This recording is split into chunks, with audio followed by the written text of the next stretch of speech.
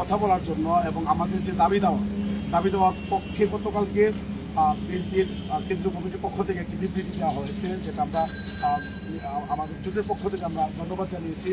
এবং দেশনায়ক তারেক রহমান তিনিও একটা বিবৃতি এখানে দিয়েছেন, একটা ভিডিও আপলোড করে আমাদের যে দাবি দাওয়াগুলো আছে এগুলো প্রতি সহানুভূতি প্রকাশ করে বক্তব্য রেখেছেন। আমরা তাকেও ধন্যবাদ জানিয়েছি। আমাদের কাছে মনে হয়েছে যেহেতু ওনারা আমাদের পক্ষে কথা বলেছেন, সুতরাং আমাদের সাথে দেখা করা দরকার। আর একটা গোষ্ঠী আমাদের ব্যাপারে ওনাদেরকে ভুল তথ্য দিয়ে মিসগাইডেড করেছিল আমাদের কাছে মনে হয়েছে, সেটাও তাদেরকে ক্লিয়ার করা দরকার। সেই জায়গা থেকে আমরা এসেছি। অত্যন্ত সৌহার্দ্যপূর্ণ পরিবেশে ওনাদের সাথে আলোচনা হয়েছে।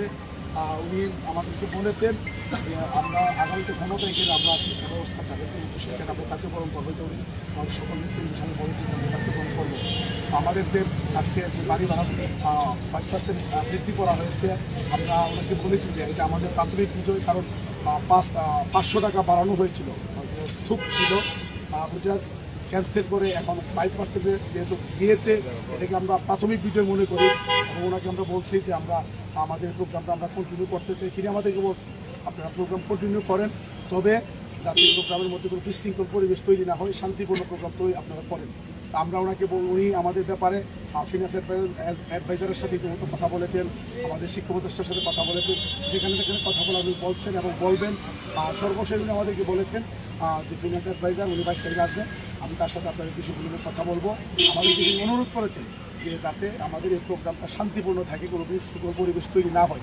আমরা তাকে বলেছি যে আমরা আসার পর থেকে আমরা যত প্রোগ্রাম করেছি আমাদের প্রত্যেকটি প্রোগ্রাম শান্তিপূর্ণ ছিল। আমি তাকে বলেছি যে সচিবালয় আমাদের পদযাত্রা ছিল, উনি যেখানে ব্যারিকেড দিয়েছে আমরা এখানে প্রায় 3 ঘন্টা অবস্থান করি, আবার শান্তিপূর্ণভাবে আমরা ফিরে গিয়েছি। আমাদের ব্লকের শাহবাগ ছিল, আমরা ওখানে 2-3 ঘন্টা অবস্থান করার পর পুলিশ বলার সাথে সাথে আমরা 10 মিনিটের মধ্যে লক্ষাধিক শিক্ষক নিয়ে আমরা আবার শহীদপুরে ফিরে গেছি। আমরা টিএসসিতে এসেছি, বিক্ষোভ সমাবেশ করে আবার ফিরে গেছি। আমরা গতকাল আপনারা দেখেছেন যে আমরা কদম ফোয়ারে এসেছি মিছিল নিয়ে, কালো পতাকা মিছিল নিয়ে, ওখান থেকে আবার আমরা শান্তিপূর্ণভাবে ফিরে গেছি।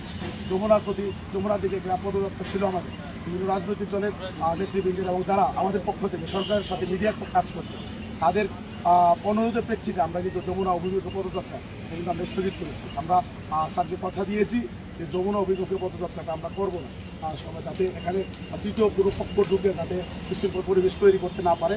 আমরা ওনাকে বলেছি যে আমাদের 20% বাড়ি ভাড়া পাওয়ার ক্ষেত্রে আপনি বাংলাদেশের সবচেয়ে বৃহৎ দল হিসাবে এবং আমাদের সকলের মুরব্বী হিসাবে আপনি এই দায়িত্বটুকু নেবেন এবং সরকারকে কনভিন্স করে আমাদের এই বাড়ি ভাড়াটা যদি আমরা পাই এটা আপনি ব্যবস্থা করবেন। অন্যান্য দাবিগুলোর ক্ষেত্রে আমরা কিছুটা করে গেলে ছাড় দেবেন, কিন্তু আমাদের বাড়ি ভাড়াটা আপনি ম্যানেজ করে দিবেন। আর স্যারে বলছেন যে আমি আমার সর্বোচ্চ চেষ্টা করবো। ওনাকে আমরা কথা দিয়েছি যে আমরা ফিনান্স অ্যাডভাইজার আসার আগ পর্যন্ত আমরা শান্তিপূর্ণভাবে আমরা শহীদ মিনার অবস্থান করব এবং আমরা ওখানে অনশনের হয়তো আমরা থাকবো। কোনো রকমের ভায়োলেন্স এরকমের কোনো কর্মসূচি আমরা দেবো না। ওনাকে আমরা ওয়াদা দিয়েছি আমরা শহীদ মিনারের থেকে আমরা বেরো হবো না, ওখানেই থাকবো। উনি বলেছেন যে একটি প্রতিনিধি দল আজকে অথবা কালকে হয়তো বা বিএনপির কেন্দ্রীয় নেতৃবৃন্দের একটি প্রতিনিধি দল আমাদের ওখানে যাবেন, আমাদের দাবি দেওয়ার সাথে সঙ্গে প্রকাশ করে বক্তব্য রাখবেন এবং উনি ওনার জায়গা থেকে সর্বোচ্চ চেষ্টা করবেন আমাদের সর্বোচ্চ দাবিটুকু যাতে পূরণ হয়।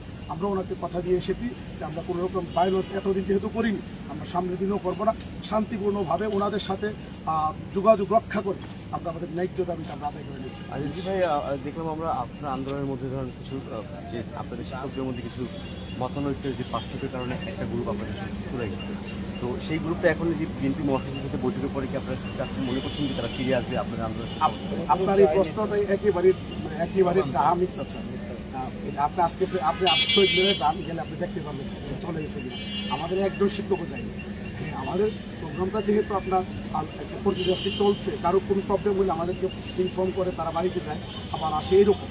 তো আমাদের আজকে আপনি শহীদ মিনারে গিয়ে দেখেন অন্তত 1.5 লক্ষ শিক্ষক আজকে বিভিন্ন রকম করছে। আমরা যখন আজকে মুখা মিছিলটা আছে, আমি আমাদের যে মহাসচিব মহোদয় আছেন স্যারের কাছ থেকে আমরা অনুমতি নিয়েছি। স্যারের যেহেতু আমাদের আগে থেকে ডিজাইন ছিল আমরা স্যার এই প্রোগ্রামটা করবো এবং শান্তিপূর্ণভাবে করবো। কিন্তু আমরা বিশৃঙ্খল পরিবেশ তৈরি করবো না, এরপরে আমরা শহীদ থেকে মুখ করবো না, উনি যেহেতু বিষয়টা দেখবেন বলেছেন। তো আমাদের আজকে গেলেই বুঝবেন যে আসলে কেউ ছেড়ে গেছে। আশ্বাসে বিএনপির আশ্বাসের পরে আপনাকে বিশ্বাস হচ্ছে যে সরকার এই বিষয়টা নিয়ে আপনাদের অগ্রগতি করবে? আমরা অবশ্যই আমাদের আশ্বাস, আমরা বিশ্বাসী ওনাদের প্রতি আমাদের আছে, আস্থাও আছে আমাদের। এই কারণে ইতিমধ্যে অন্যান্য রাজনৈতিক দলগুলো এনসিপি থেকে ধরে, জামাত থেকে ধরে, ইসলামী আন্দোলন, খেলাবঙ্গ, তারপরে মাহমুদুর রহমান মান্না ভাই, নাগরিক ঐক্য, পার্টি, মোটামুটি সবাই এক মহলে এসেছে। এখন যেহেতু বিএনপিও আমাদের এটার সাথে মানে ঐক্যমত পোষণ করেছে, সংহতি প্রকাশ করেছেন এবং প্রতিনিধিও পাঠাবেন, এবং স্যার বলেছেন আপনাদের যখন প্রয়োজন আপনারা আসবেন, আমার সাথে বলছেন, কথা বলবেন। আমরা অনেক খুশি হয়েছে এবং উনি অত্যন্ত আন্তরিকতার সাথে আমাদের সাথে আলোচনা করেছেন। আমাদের ব্যক্তিগত সবাই ওনার প্রতি প্লিজ, আর উনি ব্যক্তিগতভাবে আপনারাও জানেন যে উনি অত্যন্ত সবার সাথে মিশুক মানুষ, শিক্ষক, উনিও শিক্ষক ছিলেন, কথাটা উনি বারবার বলছেন। আমি নিজেও শিক্ষক ছিলাম, সুতরাং আপনাদের মধ্যে আমার আলাদা স্বীকৃতি আছে। আমার বিশ্বাস যেহেতু সব রাজনৈতিক দলের বিএনপির অংশগ্রহণের মাধ্যমে ঐক্যমত তৈরি হয়েছে, আর এই দলগুলোর মাধ্যমে ক্ষমতায় আছে। ওনারা কিন্তু সবাই বলেন যে শিক্ষকদের এটা দিয়ে দেন, আর খরচ খুব বেশি না। আমরা স্যারকে বলছি, স্যার 1700 কোটি টাকা হইলে আমাদের আপনার ইয়ের জন্য কী বলে আপনার আমাদের প্রশিক্ষণের জন্য আছে 3,500 কোটি টাকা আছে। স্যার এখান থেকে যদি অর্ধেক টাকা মানে সরানো হয় তাহলে আমাদের টাকাটা হয়েছে। আর বাকি 10% আমরা বলছি প্রজ্ঞাপন উল্লেখ থাকবে, আগামী জুলাই থেকে দিলে আপনারা মেনে নেবেন। Thank you. Thank you.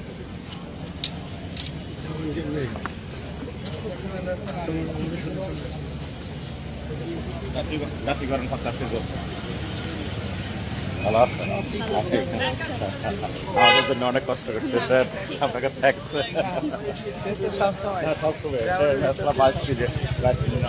ধন্যবাদ। আমাদের শিক্ষার পক্ষ থেকে সবসময় শিক্ষকদের সাথে আছেন।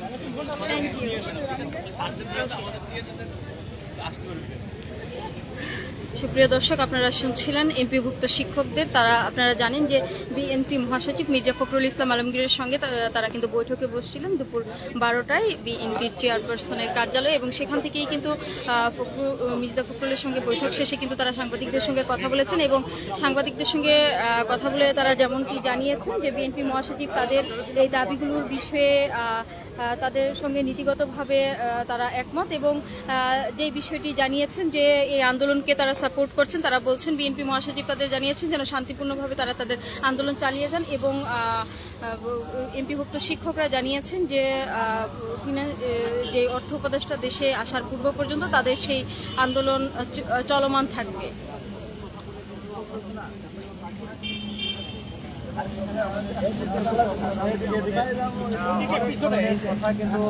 স্যার, শুধু এখন একটা কথা বলবেন, তাহলে কি এরপরে আপনাদের যে 3টায় যে বুখা মিছিল হওয়ার কথা সেটি হবে? হ্যাঁ, তার মানে আপনারা আপনাদের বিএনপি মহাসচিব যেমনটি বলেছেন, আপনাদেরকে দাবির বিষয়ে যে বিষয়গুলো বলেছেন আপনারা সেগুলো মেনেই আপনারা এখন শান্তিপূর্ণ কর্মসূচি চালিয়ে যাবেন? আমরা আমার দাবির ব্যাপারে অটল অনর, কিন্তু আমাদের উনি অনুরোধ করেছেন যে এটা শান্তিপূর্ণভাবে করার জন্য। আচ্ছা, তাহলে কি এই মুহূর্তে কি আপনারা আশ্বস্ত হয়েছেন, মনে করছেন যে যেহেতু বিএনপির মতো বৃহৎ রাজনৈতিক দল আপনাদের সঙ্গে বৈঠকে বসেছেন, সো আপনাদের এই দাবিটা অনেকটা পূরণের পথে, এরকম কি আপনারা? অবশ্যই আমরা বিশ্বাস করি, যেহেতু জাতীয় দল বিএনপির পক্ষ থেকে মির্জা ফখরুল ইসলাম স্যার যেহেতু একাত্মতা ঘোষণা করেছেন, এটাকে অবশ্যই সরকার বিবেচনায় নেবে। আমাদের ওনাদের প্রতি সে আস্থা আছে, অবশ্যই সরকার বিবেচনায় নিবে, এবং আমাদের 20% বাড়ি বাড়ার দাবি পূরণ হবে ইনশাআল্লাহ। Thank you. দর্শক, আপনারা শুনছিলেন এমপিভুক্ত শিক্ষকদের কথা। এই বিষয়ে বিস্তারিত জানতে দৈনিক শিক্ষা.com চোখ রাখুন। আমরা দৈনিক শিক্ষায় বিস্তারিত প্রতিবেদন প্রকাশ করব। ধন্যবাদ। এই মুহূর্তে দর্শক, দৈনিক শিক্ষা.com পক্ষ থেকে আমি আছি বিএনপি চেয়ারপারসনের কার্যালয়ের সামনে। ধন্যবাদ।